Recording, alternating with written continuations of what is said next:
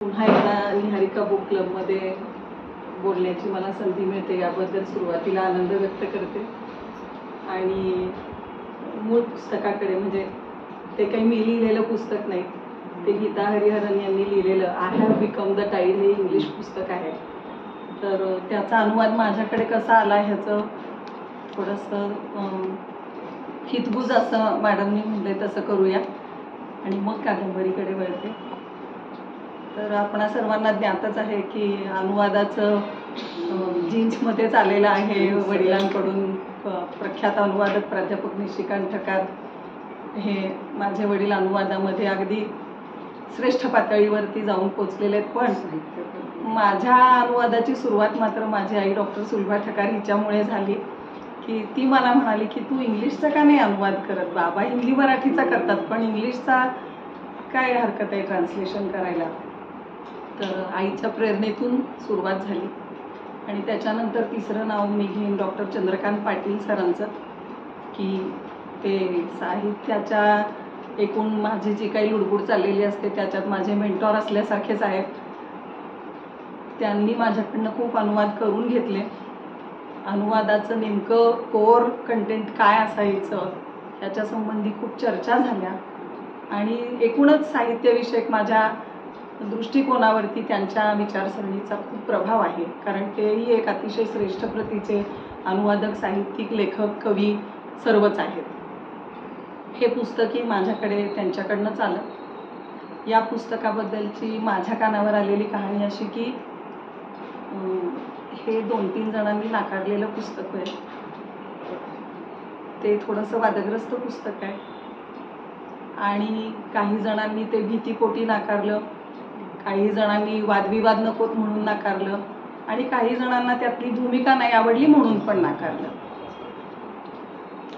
मग माझ्याकडे हे पुस्तक जेव्हा आलं तेव्हा मला हे सगळं सांगण्यात आलं की असं असं झालेलं आहे, तुला करायचं आहे का ते तू ठरव. तर मी असं ठरवलं की आपण अनुवादक आहोत, त्याच्यातली भूमिका ही त्या लेखकाची भूमिका आहे, ती काही आपली भूमिका नाही. आणि ती पटणं न पटणं ह्या वादात पडण्यापेक्षा मला असं वाटलं की त्या भाषेतलं पुस्तक या भाषेत आणणं जास्ती महत्त्वाचं आहे, की तो एक विचार आहे, ती एक विचारधारा आहे किंवा काही भूमिका असेल त्याच्याशी मी तटस्थ राहून अनुवादकाचं काम करावं. गीता हरिहरन या एक आंतरराष्ट्रीय पातळीच्या लेखिका आहेत.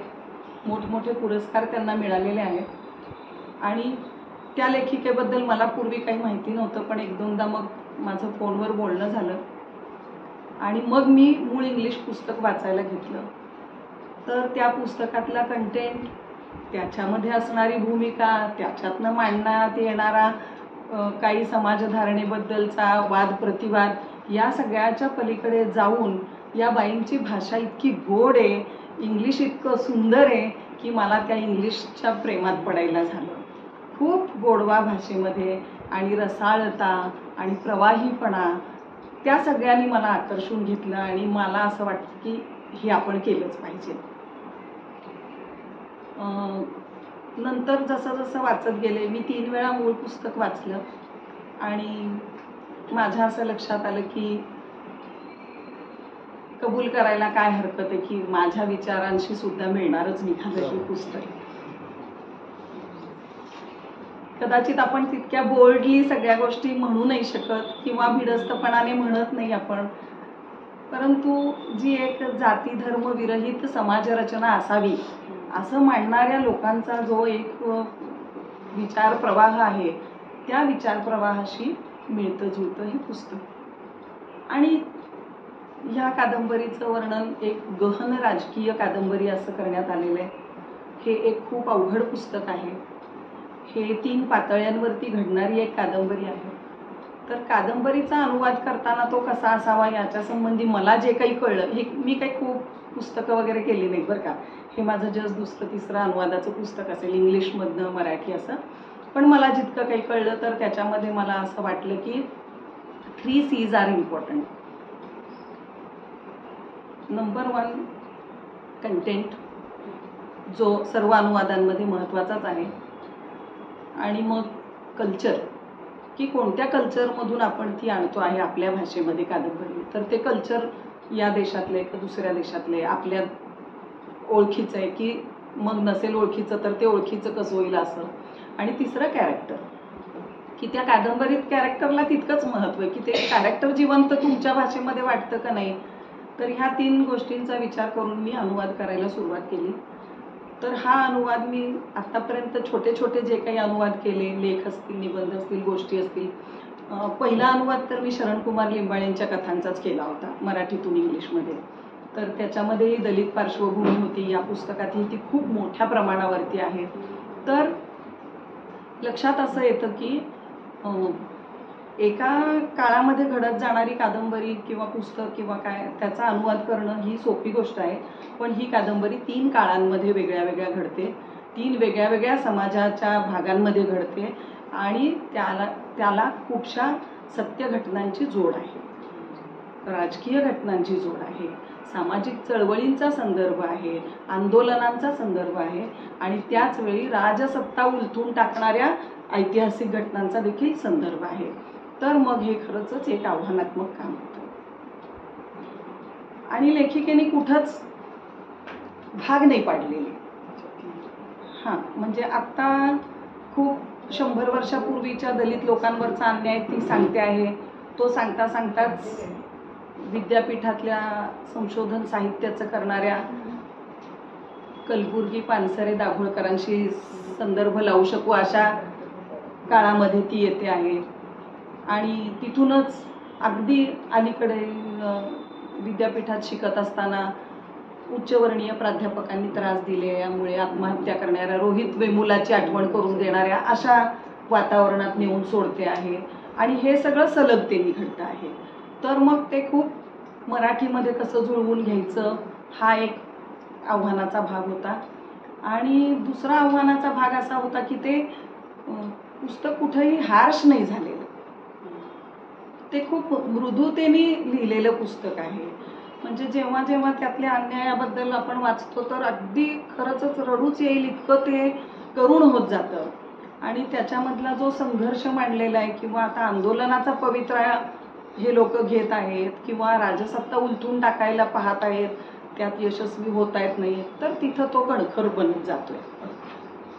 पण आपल्या सर्वांच्या काय म्हणूया सद्भाग्याने मराठी ही अशी वैभवशाली भाषा आहे की म्हणजे मला खूप आनंद झाला की जवळजवळ मला प्रति सापडले शब्द होते मराठीमध्ये. पण तरी काही काही इंग्लिश शब्द असे आहेत की त्याला नाहीच मराठीमध्ये प्रतिशब्द. तर तेव्हा मग आपण ट्रान्सलेशन करत असतानाची लिबर्टी घ्यायची का आणि कुठपर्यंत घ्यायची आणि असेही काही प्रश्न निर्माण झाले. तर त्यावेळी मी खूप चर्चा केल्या. गीता हरिहरन यांना मराठी येत नाही त्यामुळे त्यांच्याशी चर्चा करायचं खूप अवघड. तर मग पाटील सरांशी, वडिलांशी, आईशी, त्यांचं सगळ्यांचं इंग्लिश माझ्यापेक्षा खूप चांगलं आहे, तर त्यांच्याशी मी चर्चा केल्या. आणि मग आम्हा सर्वानुमते मोल्सवर्थपासून सगळ्या डिक्शनऱ्यांचा धांडोळा घेऊन शेवटी जो शब्द चपखल बसला वाटला तो घेतला. एक वानगी छोटासा सांगते की Chandra was clinging like a spoon to her mother. आता Chandra was clinging, clinging like a spoon, पण ती एक फ्रेज आहे क्लिंगिंग लाईक अ स्पून. तर त्याला मराठी मी शक्यतो म्हणीला म्हण, फ्रेजला फ्रेज असंच घेत आले. तर नाही आहे अशी आपल्याकडे म्हण, तर मग काय करायचं वगैरे असं. आता मुख्य कथानकाकडे वळूया. चिक्का हा एक दलित मुलगा आहे ज्याला आई नाही आणि गावच्या चिखलामध्ये पालथं पडल्यानंतर तो चिखलही वाळलेला आहे उसाबाहेरचा. तर तो जो वाळलेला चिखलाचा स्पर्श आहे तो म्हणजेच आईचा स्पर्श आहे असं त्याला वाटतं. इतका प्रेमाचा सगळा अभाव आहे त्याच्या जीवनामध्ये. दारू पिणारे वडील आहेत, ते कादंबरीच्या सुरुवातीलाच मरतात आणि नंतर 2 शहाणी माणसं त्याला एका दुसऱ्या जगात घेऊन जातात. तिथे गेल्यानंतर त्याला असं कळतं की आपल्याला शब्द येतात, आपण बोलू शकतो आणि आपल्याला वाटणाऱ्या भावना व्यक्त करू शकतो असंही एक जग असतं. नाहीतर इतके दिवस त्याला ही प्राथमिक गोष्टही माहीत नाही. आणि मग त्या जगात गेल्यानंतर तिथून हळूहळू तो एका अशा गावात त्याला ते घेऊन जातात ज्याला पुस्तकामध्ये आनंदग्राम असं नाव दिलेलं आहे. त्या आनंदग्रामामध्ये लिंगभेद, जातीभेद, धर्मभेद, वर्णभेद, आर्थिक भेद असे काहीच नाही. ते सर्व लोक एकत्र राहतात. हे जेव्हा मी पहिल्यांदा वाचलं तेव्हा लगेच गीता हरिहरांना फोन केला की बसवेश्वरांनी अशा प्रकारच्या लिंगायत वीरशैव समाजाची जी स्थापना केली त्याच्याशी हे सगळं खूप सिमिलर वाटतं आहे. तर तसंच ते आहे का? तर त्या म्हणाल्या की you are the first person to guess it. तर खूप आनंद वाटला की आपल्याला थोडंसं तरी काहीतरी आता कळायला लागलं आहे असं वाटलं. आणि मग पुढे मी गेले अनुवाद करत. तर थोडंसं तुम्हाला कथानक लक्षात यावं यासाठी मी काही मुद्दे आणले आहेत ते सांगते आधी. तर चिक्का हा एक मेलेली जनावरं सोडणाऱ्यांचा मुलगा आहे, ढोर समाजामधला वगैरे. आणि त्या समाजामध्ये म्हणजे ते असं म्हणतात की तुम्ही काय गाईला देवता मानता, आम्ही तर तुमच्यापेक्षा गाईला खूपच कारुण्याची वागणूक देतो, कारण ती मेल्यानंतर सुद्धा आम्ही तिचा प्रत्येक अवयव उपयोगात आणतो आणि आमची उपजीविकाच म्हणून त्याच्यावरती चालते. तर चिक्काला ज्या समाजामध्ये आणलं त्या दोन शहाण्या माणसांनी, त्यातला एक कुट्टण्णा आणि एक दादा, साधारण कर्नाटकच्या पार्श्वभूमीवर घडणारीच गोष्ट आहे. आणि मग त्या आनंद ग्रामामध्ये त्याला महादेवी नावाची एक धोब्याची मुलगी भेटते आणि त्या दोघांचं लग्न होतं. इथे परत बसवेश्वरांचा संदर्भ आहे की पहिला आंतरजातीय विवाह बसवेश्वरांनी घडवून आणला होता. तर त्या दोघांचं लग्न झाल्यानंतर त्यांना दोन मुलं होतात, चंद्रा आणि कानप्पा. त्यातली चंद्रा लहान असतानाच तापाच्या आजाराने मरते आणि कानप्पाला मात्र तो जो पुट्टण्णा आला असतो त्या पुट्टण्णाला सांगतात की ह्याला आम्हाला शिक्षण द्यायचे. आता माझी जात मागे पडली, हिच्याही घरात कोणी शिकलेलं नाही, पण मला असं वाटतं की हा खूप हुशार आहे आणि ह्याला शिक्षण द्यायचं आहे. आणि मग कानप्पा त्याच्या आईवडिलांना सोडून शिक्षणासाठी दूरच्या गावी निघून जातो. प्रचंड अध्ययन करतो. त्या काळात जे उपलब्ध असतं तसं, काय पोथ्या असतील, मंत्रपठण असेल, श्लोक असतील, अमुक खूपच अध्ययन केल्यानंतर त्याला कविता सुचायला लागतात. तो गाणी लिहायला लागतो. पण त्याची जी मुळं कुट्टण्णा म्हणजे आई वडिलांच्या इथं जी मुळं असतात तिथं ते सर्व 18 पगड जातीचे लोक एकमेकांशी काव्यामध्ये बोलत असतात असं दाखवलेलं आहे आनंदग्राममध्ये. तर त्याच्या कविता लेखनाचं मूळ तिथेच असतं. आणि मग तो खूप कविता लिहितो अमुक. आणि पुढे जाऊन त्याचं काननदेव नावाच्या संतामध्ये रूपांतर होतं. तो संत होतो, मठ उभा राहतो. तिथे अध्यापन मुलांना पाठवतात शिकण्यासाठी. आणि त्या काननदेव ह्या संत रूपात रूपांतरित झालेल्या कवी कम संत आणि समाज सुधारकाची आता प्रस्थापित समाजाला योग्यता कळते. आणि ते म्हणतात की हे महान काननदेव जे संत आहेत ते आमच्याच जातीचे नाही.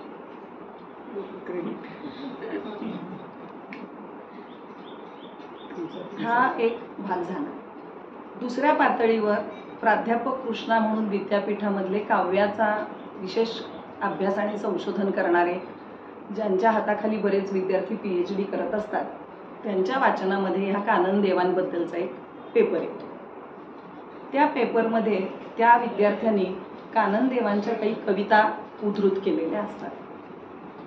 तर त्या कवितांमध्ये एक कविता अगदी अध्यात्मावरची, आत्मा म्हणजे काय, आत्म्याच्या पलीकडे काय असतं, शारीर आणि आत्मिक आनंद म्हणजे काय वगैरे अशी चर्चा.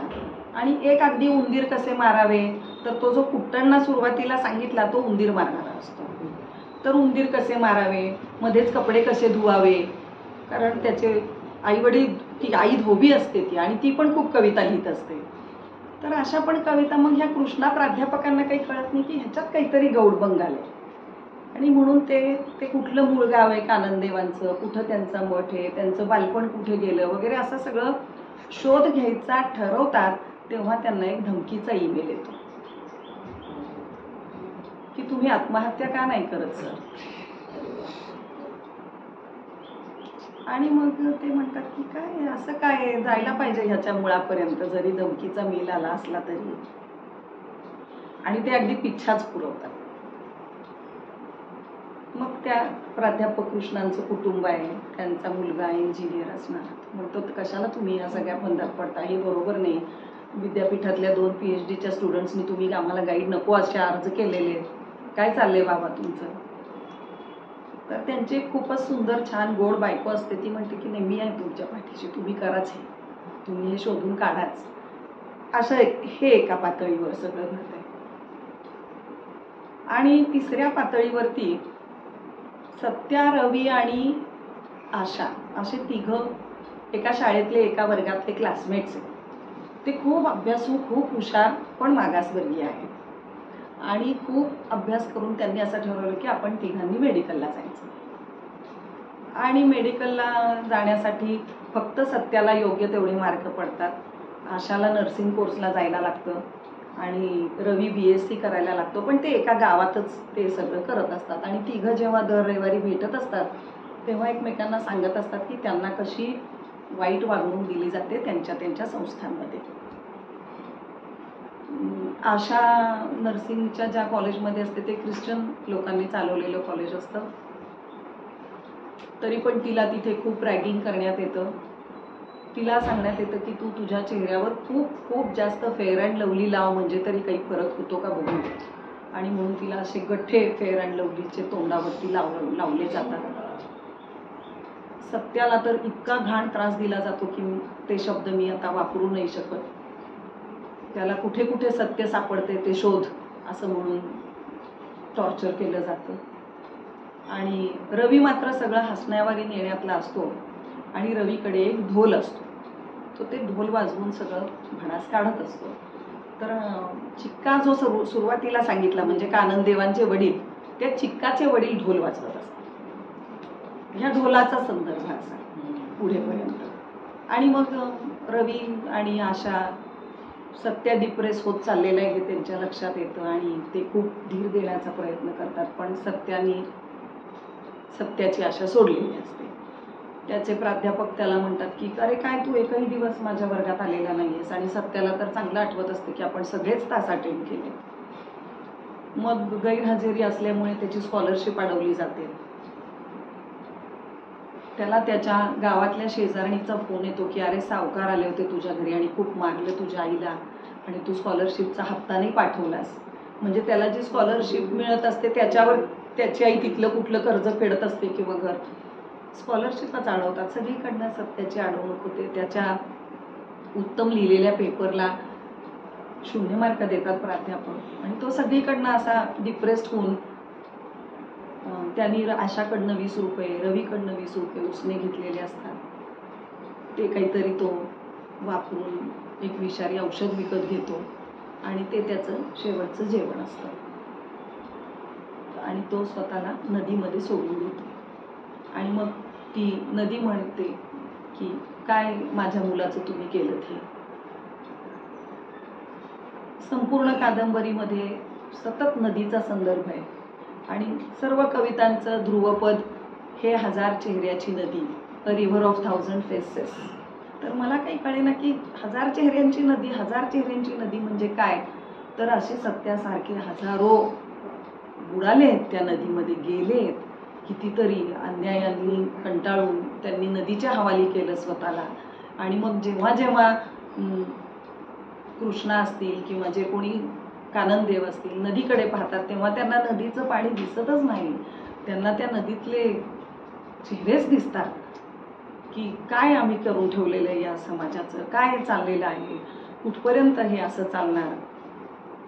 आणि मग सत्या, रवी म्हणजे सत्या मरण्यापूर्वी सत्या, रवी आणि आशा त्यांच्या कॉलेजमध्ये एक प्रोफेसर सेंथिल म्हणून असतो. तो विद्यार्थी चळवळ वगैरे अशी उभी करून आंबेडकरी अमुक असं खूप जोरात त्याचं चाललेलं असतं. तर त्या आंदोलनामध्ये मग रवी आणि आशा हे दोघं सहभागी होतात. रवी तिथे ढोल वाजवतो आणि आशाला असं वाटतं की ही जी खूप जनसमुदाय जमलेला असतो विरोध करायला, सत्याच्या आत्महत्येचा निषेध करण्यासाठी, तर तिला असं वाटतं की आम्ही आता भरतीची लाट झालेलो आहे आणि काही ना काही होईलच, असा एक आशादायी शेवट या कादंबरीचा आहे. तर I have become the tide. आणखी एक आपल्यासाठी अभिमानाची गोष्ट अशी आहे की गीता हरिहरन या इंग्लिश लेखिका असल्या तरी I have become the tide ही मूळ मराठी कविता आहे. हां, तर आम्ही खूप चर्चा केली की I have become the tide, भरतीची लाट मी झाले मी भरतीची लाट, मी झाले भरतीची, कोणता शब्द आधी घ्यावा, काय करावं वगैरे असं. आणि मग मी झाले, I have become the tide असं क्रमानेच मी ते घेतलं. आणि मग ते झाल्यानंतर मला पाटील सरांनी सांगितलं की दलित पॅन्थरच्या संस्थापकांपैकी एक जवी पवार यांची ती कविता आहे आणि आता तू ती वाच, आता झालंय ना तुझं भाषांतर करून, तर आता तू ती कविता वाच. तर ती कविता अशी आहे, त्यातला थोडासा भाग यांनी अर्पण पत्रिकेच्या इथं छापलाय बघा. मीच आता समुद्र झालोय, उभारलोय, उधाणलोय, तुमच्या कबरी बांधायला मी आता बाहेर पडलोय. हे इथले वारे, वादळे, आकाश, माती, आता सगळं सगळं माझं आहे. इंचा इंचा गणिक उभारलेल्या संघर्षात मी आता ताठ उभा आहे. I have become the tide, मी झालो आता भरतीची लाट, अशी ती मूळ कविता आहे. आता मला या कादंबरीमध्ये काय काय आकर्षक वाटलं ते मी तुम्हाला सांगते. एकतर कृष्णा काय करतात, प्राध्यापक कृष्णा काननदेवांच्या साहित्याबद्दल एक पुस्तकच लिहितात आणि त्या पुस्तकाला प्रकाशित करता येणार नाही अशी धमकी प्रकाशकाला येते की ते बाहेर काढायचं नाही. कृष्णांनी आपल्या पुस्तकात असं मांडलंय की काननदेव हा कोणी एक कवी नव्हता, या सगळ्या कविता काननदेवांच्या नाहीत, या त्यांच्या आनंदग्रामामध्ये राहणाऱ्या लोकांच्या आहेत, या त्यांच्याबरोबर असणाऱ्या त्यांच्या आईच्या आहेत, त्यांच्या वडिलांच्या आहेत, त्यांच्या स्वतःच्याही काही आहेत, पण या सर्व जाती धर्माच्या लोकांनी लिहिलेल्या कविता आहेत आणि प्रस्थापितांना हे अजिबात बाहेर यायला नको आहे. तर अशा त्या पुस्तकाचं प्रकाशन करायचं का नाही करायचं, प्रकाशक घाबरत घाबरत प्राध्यापक कृष्णा म्हणजे दुसरे कलबुर्गी पानसरेच असंच त्यांचं सगळं कादंबरीतलं चित्रण आहे. तर ते म्हणतात, तो प्रकाशक घाबरत असतो, आता सरांना कसं सांगायचं की मी नाही हे करत प्रकाशित पुस्तक, मला धमकी आलेली आहे. शेवटी शांता म्हणजे त्यांची बायको आणि त्यांचे सकाळी फिरायला जायचे 3 मित्र असतात, ते त्याला पैसे घालून स्वतःच प्रकाशक बनतात आणि ते आणतातच पुस्तक बाहेर. आणि ते पुस्तक बाहेर आल्यानंतर एक श्री श्री संतोष गुरुजी म्हणून पात्र आहे. ते श्री श्री संतोष गुरुजी स्वतःला अवतारच समजत असतात. त्यांचं असं मोठं कटआउट वगैरे, त्यांच्या कपाळातून प्रकाश बाहेर पडतो वगैरे, असं खूप सुंदर वर्णन ओरिजिनल पण आहे आणि आपण पुस्तकामध्ये पण जरूर वाचा. ते एका श्रीकुमार नावाच्या धर्मांध जात्यंध अशा माणसाला बरोबर हिरतात आणि त्याला ट्रेनिंग द्यायला सुरुवात करतात. हळूहळू हळू त्याच्या मनात प्राध्यापक कृष्णा यांचं नाव राक्षस असं फीड केलं जातं आणि एके दिवशी प्राध्यापक कृष्णा खूप उशिरापर्यंत PhDचे पेपर्स वाचत बसलेले असतात. ते तर त्याच्यामध्ये खूपसे रामायणावरती आलेले असतात संशोधनाचे पेपर. तर कृष्णांच्या मनात येतं की सारखं काय रामायण इतकं काय, रामायणाचं काय लोकांना इतकं आकर्षण. आणि मग अर्थात कादंबरी खूप तपशिलात आहे, तर त्यामुळे त्याच्यामध्ये त्यांनी वाचलेल्या 2 पेपरबद्दल पण आलेलं आहे वर्णन. तर त्याच्यामध्ये मला 2 फार सुंदर वाटली काव्य, जी मूळ तेलुगूमध्ये आहेत, बाईंनी ती इंग्लिशमध्ये केली आहेत आणि त्या इंग्लिशची मी मराठीत केली. तर आवडेल पण तुम्हाला ते ऐकायला असं मला वाटलं. तर कृष्णाच्या संशोधनामध्ये एक पेपर असा असतो की सीतादेवी अनवाही. अनवाही म्हणजे ओळख. मी तेलुगू इन्स्टिट्यूटमध्ये शिकवत असल्यामुळे थोडंफार मला माहिती आहे तेलुगू पण. तर अनवाही म्हणजे हाऊ टू रेकग्नाइज, कसं ओळखायचं, सीतेला कसं ओळखायचं. हनुमान चालले होते लंकेला आणि तिला आता शोधून काढायची रावणाच्या तावडीतल्या सीतेला, तर तिला कसं ओळखायचं याचं रामानी वर्णन केलं मारुतीजवळ की तू तिथे गेलास तर तुला सीता कशी दिसेल. तर ते वर्णन असं आहे बघा.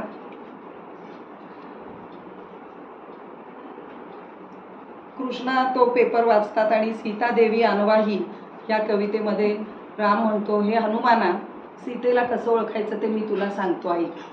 तिच्या काळ्याभोर जटा मोकळ्या आहेत, पण त्यात गुंता झाला आहे आणि त्या फार लांब आहेत. ती तेलाने स्नान केल्याप्रमाणे दिसते, पण तिने केलेलं नाही. ती अंजन लावल्याप्रमाणे दिसते, पण तिने लावलेलं नाही. ती तीट लावल्याप्रमाणे दिसते, पण तिने तीट लावलेलं नाही. ती विडा चघळते आहे असं दिसतं, पण ती चघळत नाहीये. ती सजल्या धजल्यासारखीच दिसते, पण ती सजलेली नाही. ती जीर्ण काळ्या कपड्यामध्ये बांधलेल्या रत्नाप्रमाणे तुला दिसेल. ती ही थंड हिवाळ्यातल्या पाण्याप्रमाणे दिसते. ती पाडव्या दिवशी अध्ययन केलेल्या वेदाप्रमाणे दिसते. तिचे सर्व वैभव आणि तेज गमावल्याप्रमाणे दिसते. म्हणजे ती अशा अवतारात सुद्धा तुला सुंदरच दिसेल. प्रत्येक वेळी राम असं म्हणतो की तिने असं केलेलं वाटेल, पण तिने केलेलं नाही. ती सुंदरच इतकी आहे की ह्या सगळ्याशिवाय सुद्धा तुला जी सर्वात सुंदर स्त्री तिथे दिसेल ती सीता असेल. आणि दुसरा एक पेपर ते वाचतात, तो आहे लक्ष्मण देवरा नाव्हू. नाव्हू म्हणजे हास्य. ही कदाचित माहिती असेल गोष्ट खूप जणांना की रामाला राज्याभिषेक चालू असताना लक्ष्मणाला हसू आवरेना.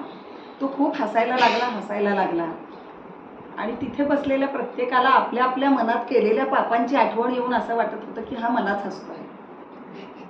लक्ष्मण हसत होता सारखा. तर ते पण खूप छान लिहिलेलं आहे यांनी. लक्ष्मण देवरा नाव्हू, लक्ष्मणाचं हास्य. या पेपरमध्ये ती कथा अतिशय सुंदररित्या मांडण्यात आली आणि ते केवळ एक साधं लोकगीत असलं तरी अतिशय गूढरम्य आहे. लंकेतील महायुद्धानंतर रामायणामध्ये जे जे कुणी आहेत ते सर्वजण रामाच्या राज्याभिषेकासाठी दरबारात एकत्र जमले. वैभवशाली गौरवाचा सोहळा चालू असताना अचानक आदर्श बंधू राजाचा भाऊ लक्ष्मण हसायला लागला. हसतच राहिला. तो थांबू शकत नव्हता. त्याचं ते हसणं इतक्या मोठ्या आवाजात आहे की तिथं राजदरबारात उपस्थित असणाऱ्या प्रत्येकाला असं वाटतं की त्यानं किंवा तिनं त्या हसण्याचं काहीतरी केलं पाहिजे. राजाला ते अपमानास्पद वाटतं. राजे अर्थातच त्यांच्या शीघ्रकोपीपणासाठी बदनाम असतात.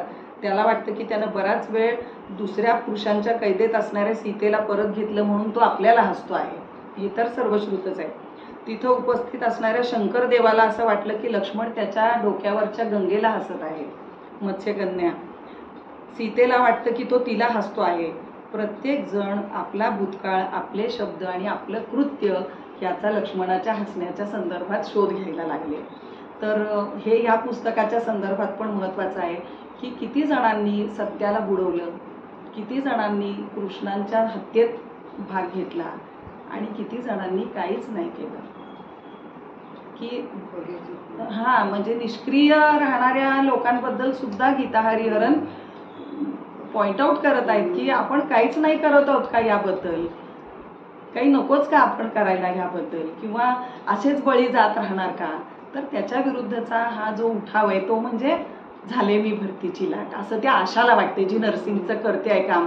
तिला वाटतं की नाही, याच्या विरुद्धात आता सत्या गेला म्हटलं तर आता आपण काहीतरी केलंच पाहिजे असं तिला वाटतं.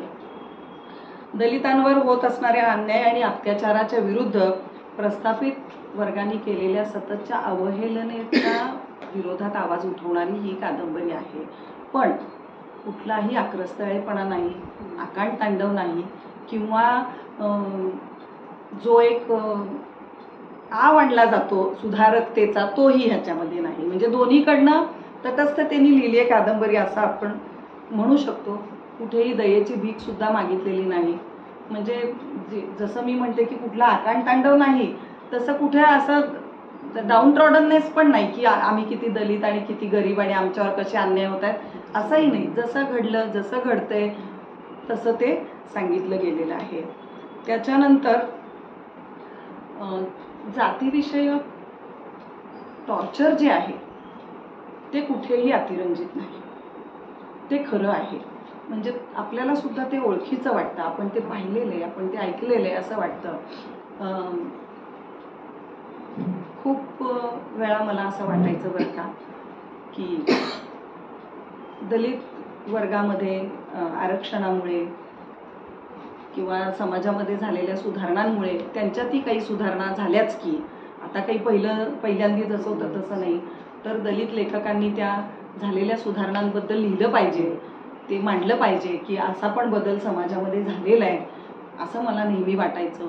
पण या पुस्तकाचा अनुवाद केल्यानंतर मला खरंच असं वाटलं की खरंच झालं आहे का तसं, किती प्रमाणात झालं आहे, आणि आवाज न मिळालेले किती असे सत्य आहेत जे आपल्यापर्यंत पोचलं. ते रोहित वेमुला वगैरे आपल्याला माहिती आहे का दुसरं, पण खरंच असं किती ठिकाणी घडत असेल आपल्याला माहिती नाही. तर या पुस्तकामुळे एक आपल्या मनामध्ये अशी समाजामध्ये समानता यावी, बंधुता यावी, जातविरहित समाजाची निर्मिती असावी, उच्च नीच कनिष्ठ भाव नाहीसा व्हावा, असा एक सद्विचार हे पुस्तक आपल्या मनामध्ये नक्की निर्माण करतं. आणि म्हणून ही कादंबरी एक राजकीय कादंबरी तर निर्विवाद आहेच, राजकीयच आहे ही कादंबरी, पण त्याचबरोबर सामान्य वाचकाच्या मनामध्ये जर याविषयी काही करण्यासंबंधी विचार नसतील तर ते निर्माण करणारी कादंबरी आहे.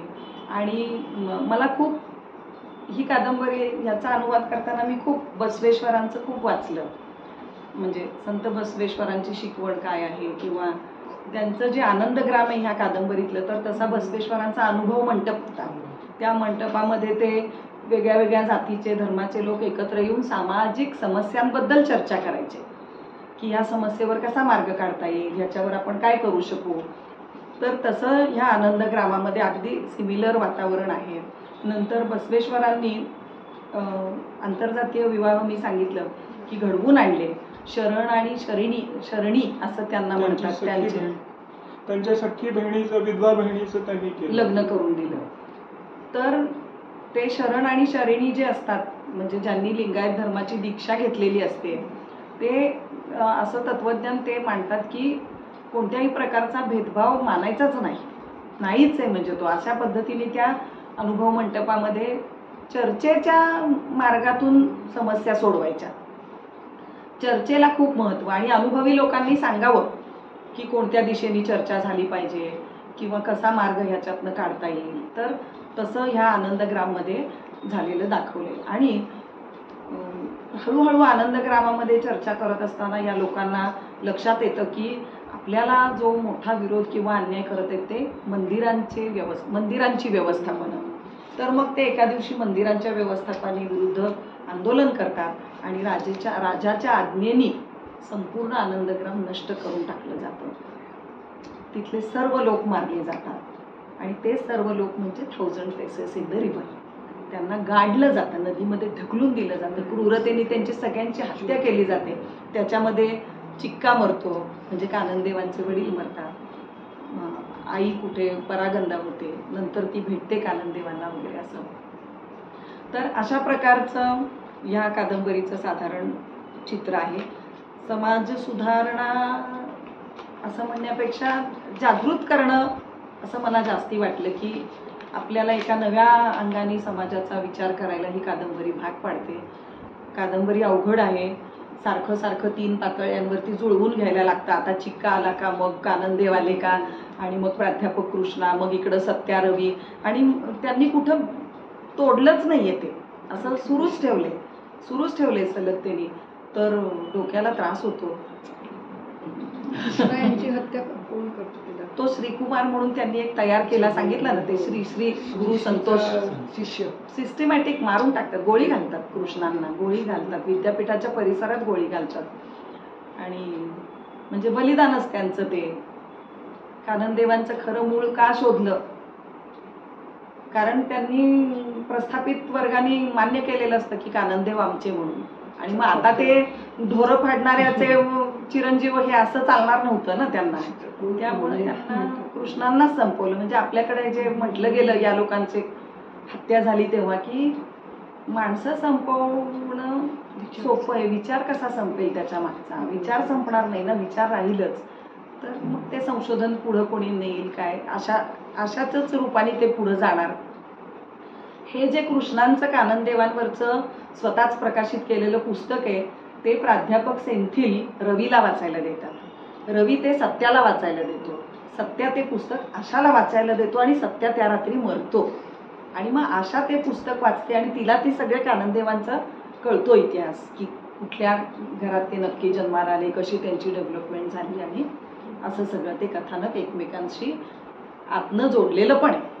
गुंतागुंतीचं आहे, वादग्रस्त आहे, पण विचार प्रवर्तक आहे, असं एकूण मला या पुस्तकाबद्दल वाटलं. आणखी एकदा पाहते की तुम्हाला आपल्या बसवेश्वरांचं कुडल संगमला आहे बघा सगळं, तसं ह्याच्यामध्ये सारखी नदी आहे, सतत नदीच्या काठीच त्यांनी मठ बांधला काननदेवांनी. एक मुद्दा महत्त्वाचा सांगायचा राहिला की काननदेव जो मठ चालवत असतात तिथे अध्ययनाला विद्यार्थी येतात. काननदेवांचा शेवट कसा झाला तर तिथे अध्ययन करणारा एक विद्यार्थी म्हणतो की काय तुम्ही आम्हाला हे मंत्रपठण करायला लावता, हजारो वेळा एक एक श्लोक आमच्याकडनं म्हणून घेता, आणि ते श्लोकांचं अध्ययन केल्यामुळे आम्हाला शांती मिळते असं तुम्हाला वाटतंय का? अहो आम्ही शांत बसतो म्हणजे आम्हाला झोप लागते म्हणला ते वाचता वाचता, आम्ही झोपी जातोय. तर तसं नाही, तुम्ही खरं ज्ञान काय आहे ते द्या आम्हाला. मग काननदेव त्या मठाच्या व्यवस्थापनापुढे हा विषय मांडतात की एक तो सारखा शंका विचारणारा मुलगा असं म्हणतोय की हे ज्ञान नाहीये, हे तुम्ही नुसतं पाठ करून घेताय, तर खरं ज्ञान आपल्याला शोधलं पाहिजे आता काहीतरी नवीन. तर व्यवस्थापनाला हे मंजूर होत नाही. व्यवस्थापन म्हणतं त्या पोराला हाकलून द्या मठातनं. मग काननदेवांना स्वतःचं आठवतं सगळं जीवन, आणि ते म्हणतात की असं नाही, मला हे मान्य नाही.